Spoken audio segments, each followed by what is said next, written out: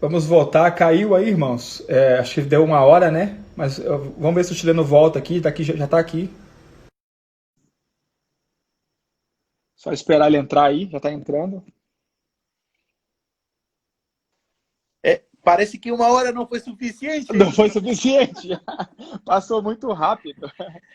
Eu Muito estava rápido. falando que as pessoas que estão seguindo e se conectando aí, que para mim, Ronaldo é um dos homens com um chamado de mestre mais genuíno, mais cheio de autoridade. Eu, mesmo de Oriente Médio, assisto todas as suas mensagens e todos os seus estudos. Ainda estou aguardando que ele me mande a senha para ver o curso dele, né? Verdade, eu esqueci de mandar. Vou mandar. Colocar você Ainda lá para estou você. aqui aguardando que meu cabelo cresça até ele me mandar uma senha, né? Vou te mandar a senha, o acesso para você aí. Uhum. Até para você analisar meu conteúdo, né? Ah, Não, mas tá louco, pô. Eu vou ter que analisar. nós precisamos de pessoas que, de fato, têm uma opinião sincera em Cristo, né? Ó, o povo já E voltou, estamos com cento e poucas pessoas já. já é, não, o pessoal é animado. Vamos responder mais umas perguntas? Vamos Vamos encerrar? responder R$ 10 a pergunta, R$ 10. Então vamos lá. Vou Um selecionar papel aqui. higiênico, um papel higiênico por pergunta. Vamos lá. Então vamos aqui. Ó, os irmãos que querem. Os irmãos que. É só clicar na caixinha aí e fazer a pergunta. Né? Eu também quero recomendar a todas as pessoas que me seguem aqui que sigam o Chileno Vergara. Como eu disse, assim, é uma pessoa que eu realmente reconheço. Como eu reconheço, porque assim, ó, do meu ponto de vista, houve muita transformação dentro da igreja, né? Então, por exemplo, quando os pastores se assentaram nos tronos das igrejas, eles expulsaram os outros ministérios de dentro da igreja. Então, Uhum. as pessoas que tinham o ministério de ensino, como elas não tinham espaço dentro da igreja, porque os pastores sentaram no trono e não deixavam ninguém mais falar, os mestres foram abrir seminários teológicos, porque eles precisavam. Uhum. E, do meu ponto de vista, os apóstolos, eles foram transformados em missionários. Uhum.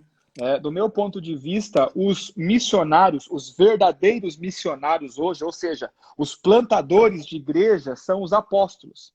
Então, o Chileno Vergara é alguém que eu reconheço, de fato, conheço o trabalho, né, como alguém que, de fato, é um missionário, um apóstolo do nosso tempo, um plantador de igrejas. Detalhe, ele decidiu, né, plantar igrejas aí nos piores países para se fazer isso.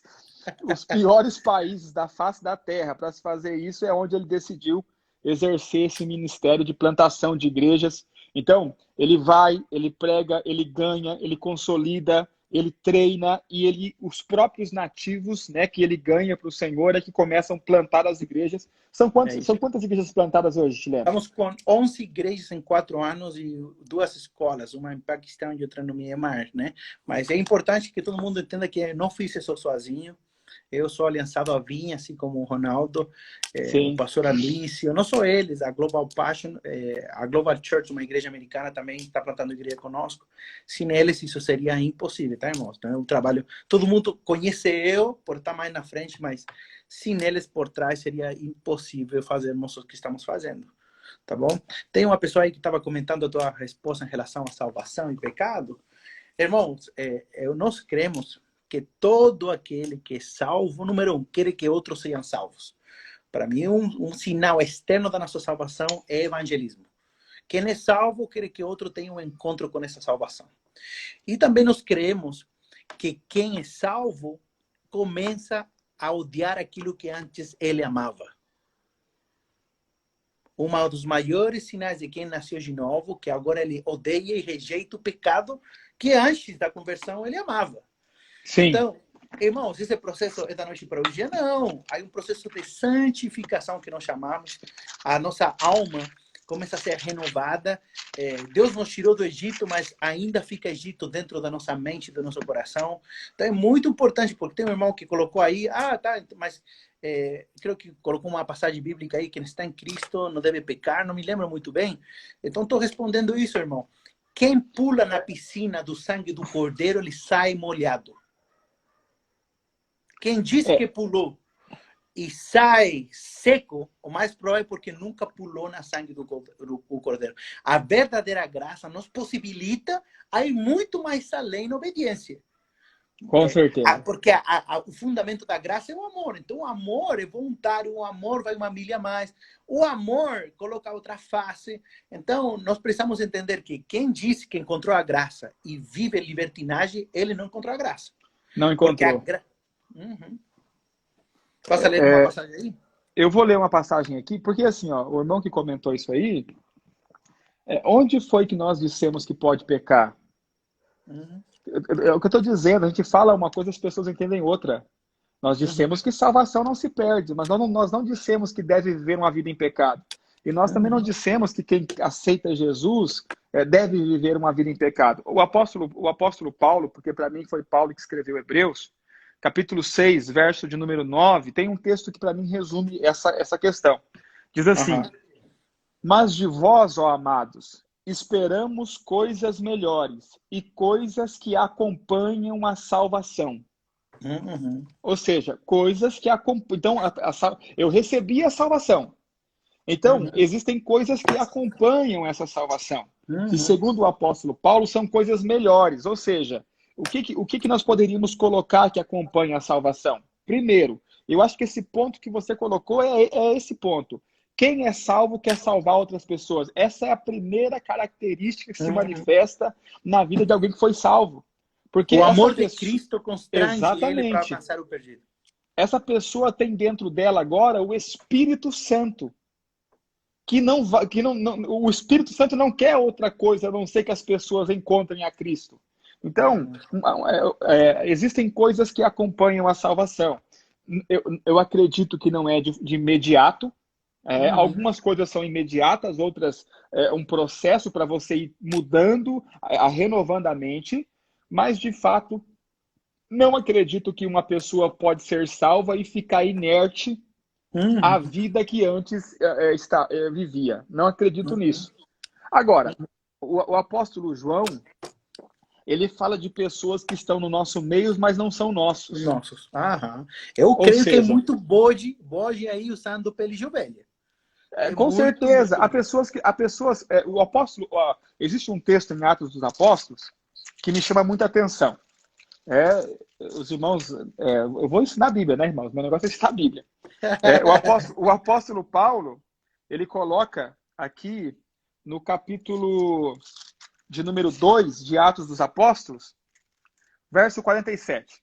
Fala do começo da igreja, né? Louvando a Deus e caindo na graça de todo o povo, e todos os dias acrescentava o Senhor à igreja aqueles que haviam de ser salvos. Então, observe, Deus acrescentava à igreja gente que havia de ser salva, ou seja, não era salva ainda. Deus já tinha acrescentado à igreja, os caras já estavam na igreja, mas eles ainda haviam de ser salvos. Ou seja, há pessoas na igreja que simpatizam com o que é pregado, que simpatizam com a comunhão, que simpatizam com tudo. Eu conheci agora um iraniano aqui. Mano, aqui tá cheio de iraniano, sírio, iraquiano. Toda a galera aqui da turma de guerras e tudo.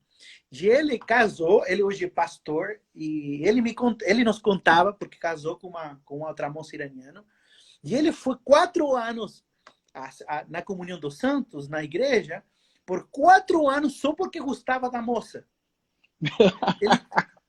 Ele falando para nós, na frente de nós, porque falei, mano, que testemunho eu preciso, mas como você se converteu? Falei, mano, foram 4 anos eu indo porque estava apaixonado da moça, e depois dos 4 anos, mano, ouvindo a escuta, no culto de louvor, ofertando, ouvindo, até que depois dos 4 anos, irmão, parece que fez um clique. O cara nasceu de novo. De hoje ele é pastor. Olha só. Mas 4 anos como bode. E um bom bode, então um bode é cor. Então, assim, por exemplo, aqui na nossa igreja, tem pessoas, obviamente, eu não falo para ninguém, também não vou falar quem é e não julgo, né? Mas eu fico olhando para alguns irmãos e falo assim, esse cara não nasceu de novo, não. Não, e o problema vou dar uma dica para todo mundo. Há muita gente, principalmente pastores e líderes de igreja nas casas e tudo, eu não quero usar a palavra célula, porque aqui no Oriente Médio tem uma conotação muito ruim. Entendo. Mas tem muito líder de casa, ou diáconos, ou presbíteros, que vivem com dores de cabeça por fulano, por mengano, e eles vêm me procurar e põe as mãos aqui para que saia o demônio desse cara, ou esse cara dá só o problema. Mano, eu sempre falo para ele, mano, mas você tem certeza que essa ovelha que você chama de ovelha, sei ovelha e não sei o bode? Uhum. Porque você está forçando uma salvação, mano. Você está se esquentando com um cara que ainda não tem o Espírito do Cristo. Não seria melhor você pregar o evangelho para esse cara? Você já Não, tentou? 3 anos, mano. Dor de cabeça. E o cara falou, cara, como eu não pensei isso? Tu acredita que o cara pregou e o cara se converte? não tem como consolidar quem o Espírito de Deus ainda não converteu, né? Uhum. Então, às vezes, escute, o melhor aconselhamento que você poderia fazer com esse irmão pepino que dá dor de cabeça é anúncio o evangelho da graça de Deus. Estou falando sério. Não? Exatamente. Eu tive uma experiência incrível, assim. Eu acho que uma das poucas que eu tenho tido. Pregaram numa cruzada uma benção, 20, 30 mil pessoas, se convertem muitas. Mas eu estava no Mianmar, o lugar mais difícil para evangelizar no mundo, para mim, é no meio de budista. O budista, mano, bota para correr um muçulmano. No Mianmar, 400 mil muçulmanos tiveram que fugir do país porque os budistas tinham queimado eles, queimado as casas. Meu Deus. Então, irmão, lá era terrível, um calor, irmão, de 42, 45 graus, você não conseguia respirar. O budista, a concepção, a cosmovisão do mundo do budista é fora de série. Mano, levavam 2 meses aí, sem fruto nenhum, frustrado. Entrava nas aldeias, me expulsavam das aldeias. Mas vou te falar sério, eu fiquei irado. Saí da aldeia, sou bando de budista burro que não querem se arrepender.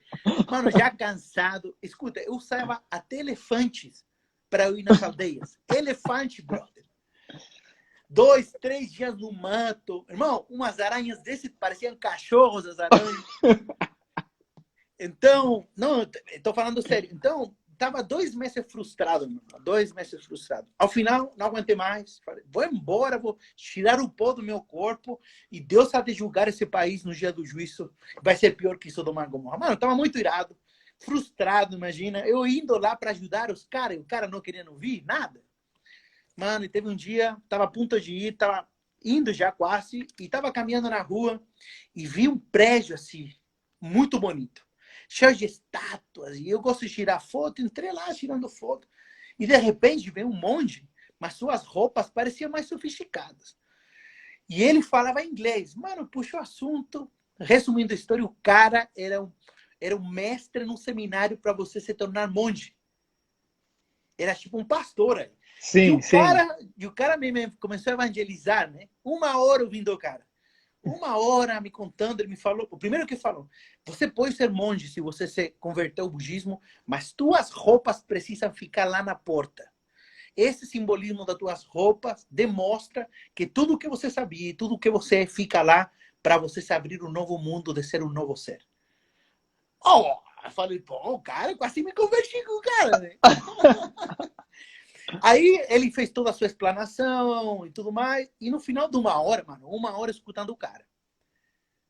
Ele me pergunta, e você acredita no quê? Ah, agora tá pedindo pra eu...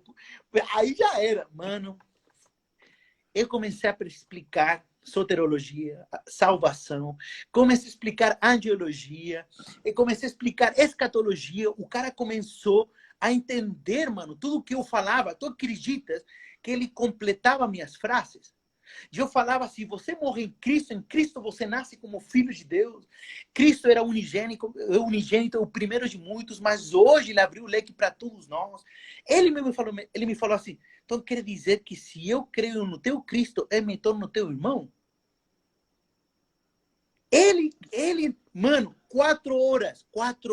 Mano, eu explicando o conceito de eternidade, porque o budista não crê no céu de fato. Eles querem deixar de existir no Nirvana, que nem eles sabem o que é. Buda chegou lá, ninguém sabe o que é lá, é o lugar de não existência, de não sentir, do não estado, ninguém sabe de fato. Então, ao ponto que os budistas hoje estão pegando a teologia cristã de céu para tornar mais interessante o budismo. O budismo. Mas, mano, comecei a pregar e o cara, tu acreditas? Que ele começou a nascer de novo na frente de meus olhos. Foi tão impactante que o cara chorava e me falou assim no final. Ele me falou assim, eu vou tirar agora minhas roupas, porque hoje entendi que o que eu sabia não valia nada. Tu acredita que esse cara me deu as roupas que ele tem? Tenho até hoje as roupas. Esse cara saiu do templo e voltou para a Tailândia, onde ele morava.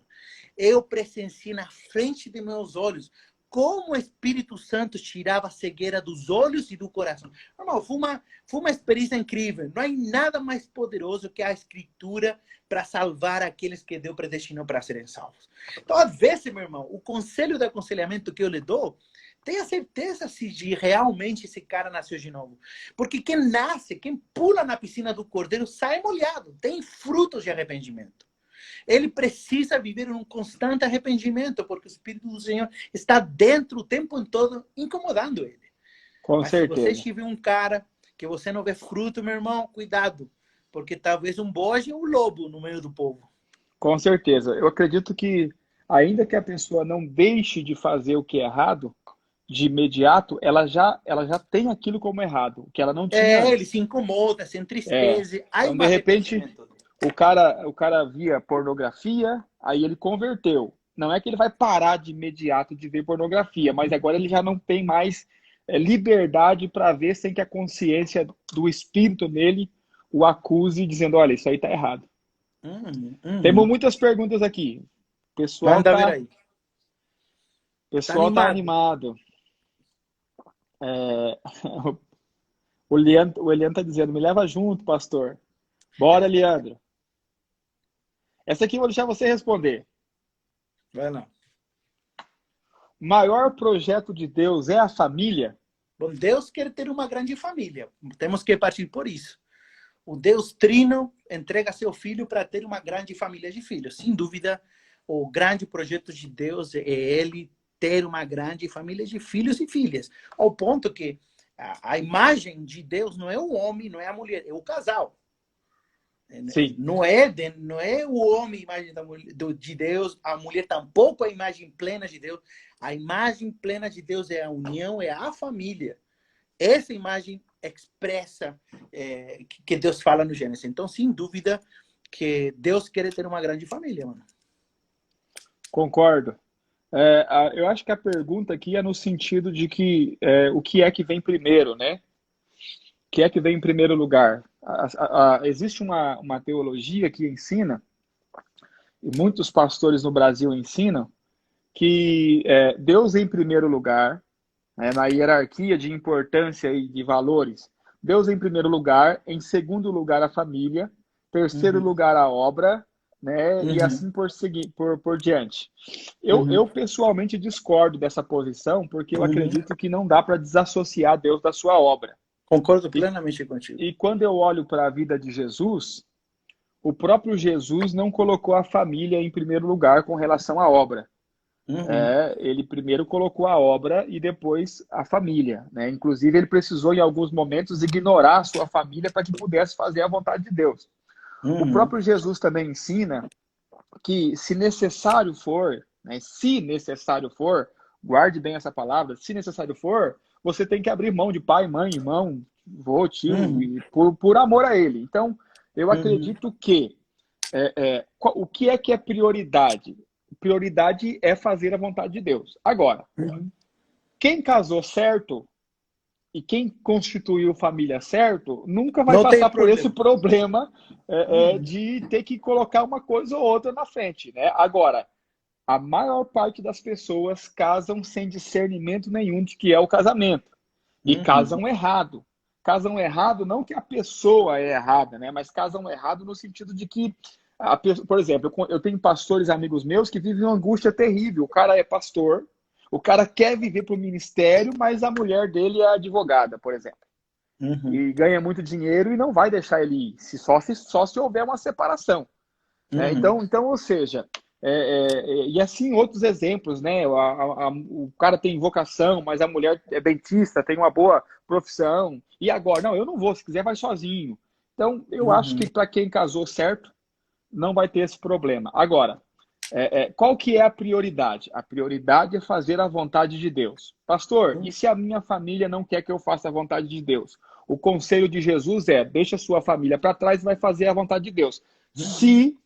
Se houver o ter que escolher, o bom mesmo, aí eu acho que esse é o ideal, é você fazer a vontade de Deus, levando a sua família a fazer junto com você.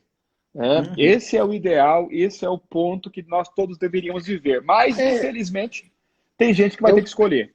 eu confesso, bom, a maioria do povo que me segue conhece um pouco como é a minha vida. Eu, quando sabia que Deus ia me casar, então eu falei, ó, você vai me casar, então eu não vou casar para viver como solteiro. Eu vou casar para viver casado. Mas eu não vou casar para viver separado da obra no qual nos chama. Então, o Senhor vai ter que me dar recurso para minha esposa estar em todo lugar. E nós fazemos isso. Eu e minha esposa, em 3 anos, conhece 26 países e está envolvida em toda a obra. Agora, quem casa na vontade de Deus, é impossível dissociar cumprir a vontade de Deus do conceito família. Você só está nesse pepino quando você casa errado e você vai ter que tomar uma escolha e uma decisão. Mas uma família que você escolheu baixo a direção do Espírito Santo, respeitando os princípios bíblicos, sem dúvida, irmão, você vai olhar para esse casal vai estar priorizando o Cristo, priorizando a vontade de Deus. Com Agora, certeza, com conheço um certeza. monte de homens de Deus com um potencial incrível que casaram e de hoje estão frustrados. Alguém colocou ali que eu estou equivocado no meu pensamento. Bom, eu posso estar equivocado, então tô eu e Jesus, porque eu só estou repetindo aquilo que Jesus disse, né? Aquele Uhum. que ama seu pai, mãe, filho, esposa, mais do que a mim, não é digno de mim. Então, Não, se e eu vou preci... fortalecer isso, e agora eu vou bater mais pesado. Eu acho que sou um pouco mais pastoral que o Ronaldo nesse sentido, né? Mas, irmãos, aqui no Oriente Médio, acontece muito que um membro da família, seja um homem, uma mulher, um filho, se converte, meu irmão. E se ele voltar para sua casa, ele é morto. E aí? Ele volta para o Islã, meu irmão? Depois de ter Pois é. rendido sua vida a Cristo? E isso não acontece uma vez na China, no Irã, irmão. No Irã, o que você vê de gente aqui, jovens, e, escuta, perdendo tudo herança, perdendo conforto, perdendo proteção, se, escuta, familiares vão na procura dele, mesmo em outro país, para matar ele. Para trazer de volta a honra que foi roubada. Entendeu? E aí a Eu pessoa... conheço, eu conheci um muçulmano aqui no Brasil que está aqui fugido, porque a família dele até hoje quer matá-lo porque ele se converteu a Cristo. Eu tenho um amigo meu, ele saiu até no jornal, foi bem famoso no Irã. Estive na casa dele aqui. Conhecem ele como o homem livre. É assim que chamam ele. Ele se converteu, sua esposa não se converte e é denunciado e ele vai preso. E preso, a esposa roubou tudo, largou ele na cadeia para se apodrecer e ela continua com sua vida. Entendeu? E ele teve que sair da prisão e voar para outro país, senão ele era morto. Então, aí o conceito de tomar a nossa cruz, nos negarmos para sermos dignos de seguir o mestre, se faz real. Aí já não é mamão com açúcar, porque é fácil falar esse texto. Eu não estou querendo brigar com o irmão que comentou aí. Sim, É bom, é sua opinião, mas é fácil dizer isso em um Brasil cristão sentado no sofá. é. Entendeu? Agora é difícil mantê-lo aqui, aonde você é morto preso por causa do evangelho. O que as pessoas não sabem, talvez não tenham lido, chileno, é que a Bíblia diz que a família de Jesus saiu para prendê-lo. Uhum. Você já leu esse texto? Já li esse texto. Saiu para prendê-lo porque achavam que ele estava louco. Olha só o tamanho do problema. Você tem a sua família saindo para te prender, porque Jesus ele não tinha tempo para comer, a Bíblia diz. Uhum. E como ele não tinha tempo para comer, ele não estava se alimentando, a família dele falou, ele está fora de si, ele está louco. E saíram Uhum. para o prender. Aí quando chegam aonde ele está, é que acontece o famoso episódio que eles dizem assim, olha, Jesus, lá fora está a sua mãe, seus irmãos. vieram para te ver. Ele diz assim, quem é minha mãe? Quem são os meus irmãos? Aqueles que fazem a vontade do meu pai, esses é que são minha mãe, meu pai, meus Agora, irmãos. eu creio que também eu quero explicar também que também não é nosso desejo tirar o valor da família e da Com honrar a nossos certeza pais. não. Não, não, Por não. favor, eu quero que você entenda que há situações e situações, tá? E há um texto para um tipo de situação extrema.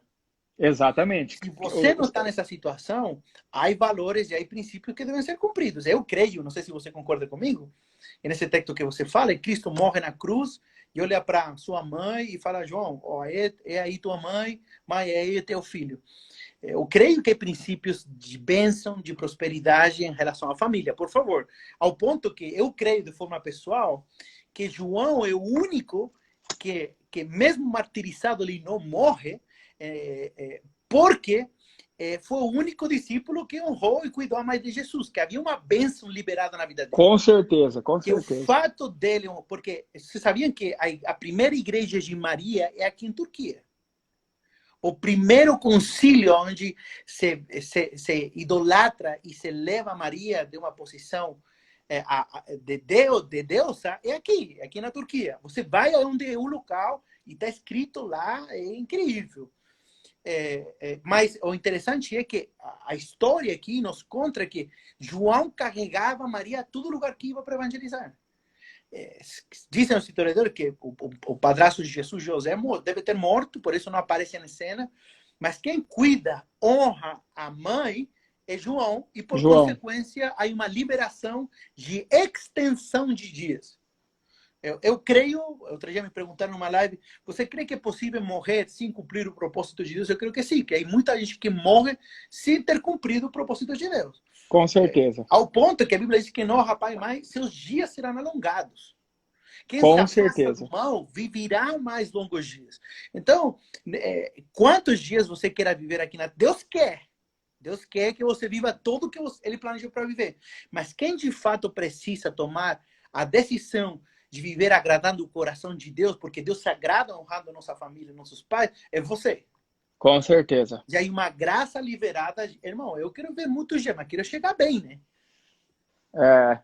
Eu creio então, que a quero que família é esclarecer esse essencial. ponto que uma coisa não tira a outra. Com certeza. Estamos falando de pessoas que têm a família contrário à pessoa fazer a vontade de Deus. E na verdade, não são todos que vivem assim. E eu acho também que é importante salientar que tem muita gente também, há muitas pessoas que usam esses textos onde Jesus ele precisa abrir mão da família para negligenciar sua própria família, que não é contrária a pessoa fazer a obra. Então, eu acho que nenhum dos dois extremos é bom. Mas eu creio, sim, mano, que esses textos bíblicos estão aí porque nós precisamos saber o que fazer em alguns tipos de situações. Com certeza. Concordas? Mais uma pergunta aí? Concordo. Ô, Chileno, eu vou precisar sair. Eu preciso dar aula agora aqui para o pessoal, curso de maturidade. Estou dando aula online, agora 8 horas vai começar a aula com o pessoal. E aí vamos falar mais, vamos voltar. Acho que o pessoal, eu gostei de bater esse papo aí. Eu também. Curti demais também. Vamos marcar outro dia aí. Vamos marcar outro dia e vamos ficar conversando. E os irmãos que têm interesse aí em breve estar aí na Turquia para estudar e plantar a igreja de verdade, já comece a orar aí em nome de Jesus, já coloque diante do Senhor. Né? Eu creio realmente que essa porta vai se abrir. Eu creio que vai sair uma leva de gente do Brasil para essa região e que vai fazer a diferença nessa região e, de fato, vai estabelecer a Igreja de Cristo em muitos lugares, né? E eu creio tanto nisso que é por isso que eu estou disposto a colocar a minha vida nesse projeto. Amém.